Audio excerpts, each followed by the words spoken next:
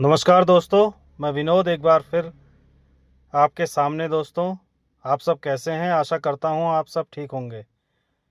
आज का विषय है दोस्तों, अपने सपने को मरने मत दो। आज मैं आपसे एक सवाल पूछना चाहता हूं। क्या इस दुनिया में कोई ऐसा इंसान है जिसके पास कोई सपना ना हो? शायद नहीं।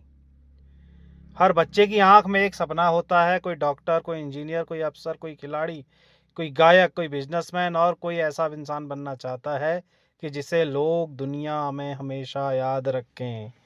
लेकिन एक सवाल है दोस्तों, सपने मरते कैसे हैं? सपने खुद नहीं मरते दोस्तों। सपनों को मारता है हमारा डर, हमारा आलस, दूसरों की बातें। किसी ने अगर ये कह दिया अरे ये नहीं हो सकता, ऐसा है वैसा है, तो दोस्तों हम अपने दिमाग में बैठा लेते हैं और अपने गोल से भटक जाते हैं। याद रखिएगा दोस्तों, जब आप स्ट्रगलिंग टाइम में होंगे तो लोग आपसे 50 किस्म की बातें कहेंगे। आपको उन बातों के बीच भी अपना लक्ष्य याद रहना चाहिए। और सबसे ज़्यादा हमारा खुद पर विश्वास खो देना।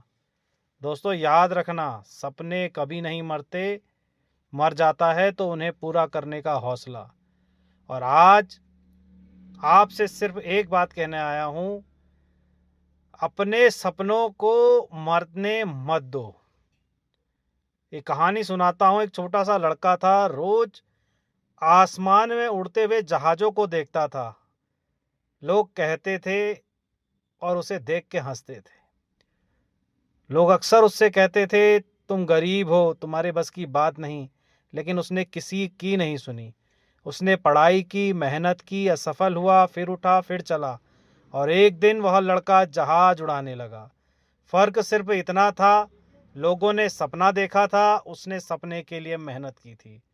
और दोस्तों, सपना देखने वाले बहुत मिलेंगे, लेकिन सपने को जीने वाले बहुत कम।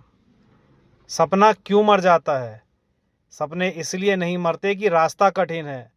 सपने इसलिए मरते हैं क्योंकि इंसान के बीच रास्ते में हार मानने की, जो बीच रास्ते में हार मानने की कला है दोस्तों, वो इंसान के सपने को डुबा देती है।